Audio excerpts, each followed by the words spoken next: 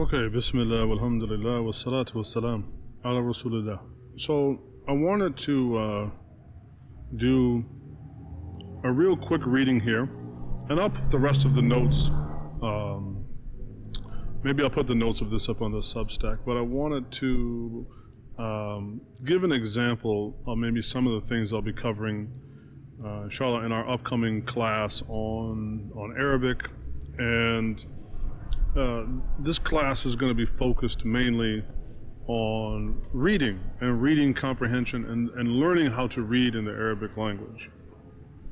And so I wanted to share a passage here from a work by an Iraqi scholar, Dr. Ibrahim Taha Shallash, may Allah have mercy on him, who wrote a very interesting book, and we'll use some excerpts of that book in the class. That he wrote a book that was called Awzan al-Fi'l wa Ma'aniha. It's a book on the subject of morphology or ilm al-sarf, and the title translates as the Awzan, which is, you could think of like the kind of the patterns. I mean, literally wazn means like a scale, but I would translate them as patterns, right? The patterns of verbs and then the meanings associated with those verbs. But that's not actually the lesson that I want to show here. What I want to show here, because what I'm trying to do in this class is address some common problems I think that beginning and sometimes even intermediate students, but especially beginning students have in their journey to studying the Arabic language. Is being able to do what I like to call pattern recognition, right? Being able to see and recognize patterns. And so I'll give one example, and even though you won't be able to see it here, again, I'll provide a link on the Substack that you can go back and you can check out later. But what I like, and this is just a sentence from the introduction to Dr. Shallash's work.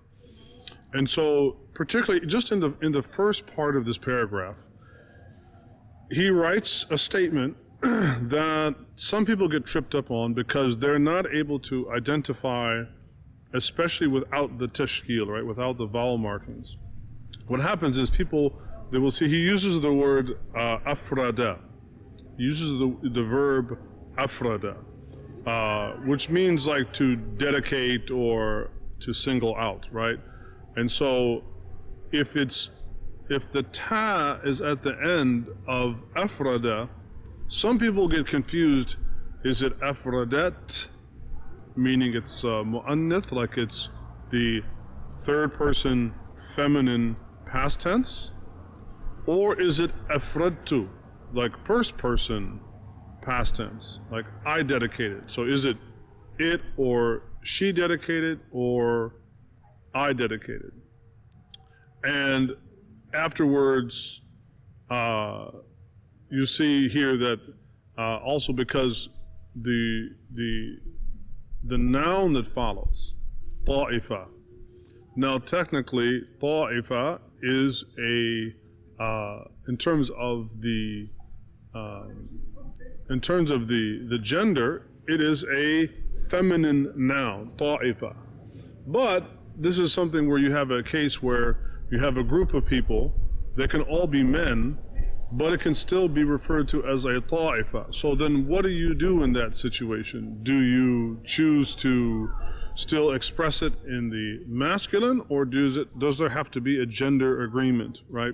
And simply because something grammatically is gendered, does it mean that it is in terms of reality gendered? Like for instance, وَالشَّمْسِ وَضُحَاهَا, right? So Allah Ta'ala says in the Quran, right, the sun and the radiant light that it produces. And so as-shams in Arabic is feminine, but does that mean the sun is feminine, right? So anyway, so in this sentence, وَقَدْ أَفْرَدَتْ طَائِفَةٌ مِنَ اللُّغَوِيِّينَ قِسْمًا مِنْ هَذَا الْمَوْضُوعِ بِتَعْرِيفٍ مُسْتَقِلٍ كَبَابٍ. And so in this example, it's important that you learn to be able to recognize who is the subject. So the subject is this ta'ifa. And then what are they doing? They are afradat. And what are they acting upon? They're acting upon both the al-mawdu', as he says, هذا الموضوع, on this subject, but more specifically, a قسما من هذا الموضوع. They are acting upon a portion of this topic, or a selection of this topic. بتأليف مستقل, by producing, right, an independent composition or an independent work or an independent topic, right? They're writing something, ta'lif, right? Kabab. Now, is it kababi or kababin? Is it part of a longer idafa that will be definite, or is it an indefinite idafa, meaning a conjunction? And so if all of this is Greek to you, so to speak, well then obviously you have to go and learn the real fundamentals. But in this class, what I want to help aid the reader in is being able to read sentences like these without having to have the vowel markings, because you know, okay, قد أفردت طائفة من اللغويين قسما من هذا الموضوع بتأليف مستقل كبابي فعل وأفعل أو فعلت وأفعلت منهم أو فراء ومعمر بن المثنى وأبو زيد الأنصاري والأسمعي ويعقوب ابن السكيت وأبو إسحاق الزجاج والآمدي وكمال الدين ابن الأنباري وابن مالك. I want people to be able to read like this and have confidence that they know this is the subject, this is the direct object, this is an adjective. I want people to be able to read in confidence, especially when the vowel markings are not being provided. And so likewise, وَكَانَ الدَّافِعُ إِلَى وَضْعِ دِرَاسَةٍ فِي هَذِهِ النَّاحِيَةِ الصَّرْفِيَّةِ. And so he writes, right, the motivation. وَكَانَ الدَّافِعُ. What is a dafi'? A dafi' is a word used in the Quran, as Allah talks about. Nobody can stop something if He chooses to decree it. Like the kuffar will not be able to stop the punishment on the day of judgment and so on.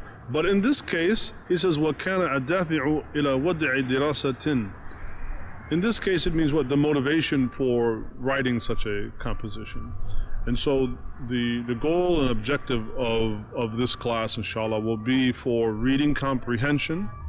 So not to say that, as I've said before, not to say that oral comprehension is not important, but rather that I personally feel the goal of most Muslims that are wanting to learn the Arabic language are so that they can A, read the Quran, B, understand what they say in their prayer, C, understand some of the statements of the Prophet ﷺ, and then D, be able to have some access to the intellectual tradition of books written by scholars. Now, of course, in that order, they become actually more difficult. It may seem like, oh, the Quran will be the most difficult.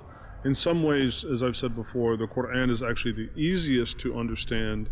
Of course, it's not the easiest to implement in our lives, but in many ways it's the easiest to understand because the Quran often speaks in generalities, where the Sunnah will sometimes increasingly speak in more specificities. And of course, by the time you get to the study of fiqh and aqidah and these other types of subject matter, then those become even more specific.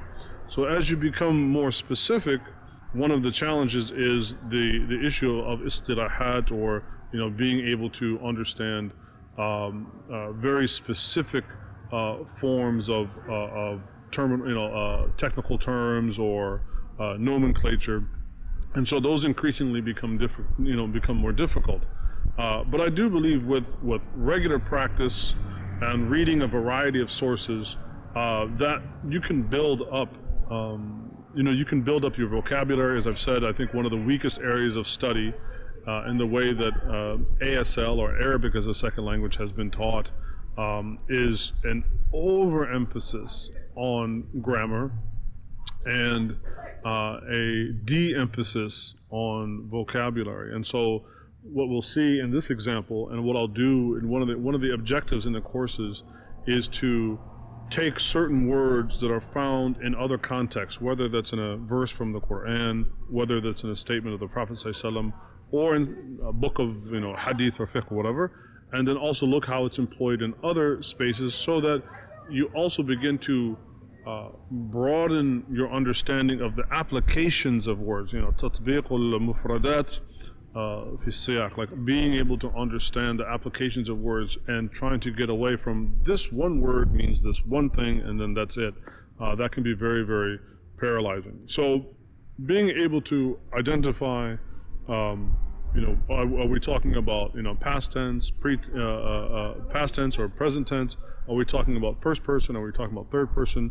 Who and what is the subject? Who and what is the object? These are going to be, inshallah, some of the objectives. And so I'll put this short little paragraph up with a little bit of explanation, inshallah. I'll put it in the show notes, or whatever you call the description box, with a link to the Substack. I should have that up later today, inshallah. You can look for the link. But I think this will be, inshallah, hopefully, ask Allah to make this a beneficial thing for us, and that this will increase people's literacy, inshallah. And maybe even, if more than anything else, take away some of almost the frustration or the anxiety I know that can exist with a lot of newer students that feel they kind of get trapped. So some of this class will be me sharing some of just the techniques and other things that I have used myself of learning several different languages over the last 30 odd 40 years or so, inshallah. So nasallahu at-tawfiq, inshallah. وبارك الله فيكم والصلوات وسلامه على النبي الأمين وعلى آله وصحبه أجمعين والحمد لله رب العالمين. السلام عليكم.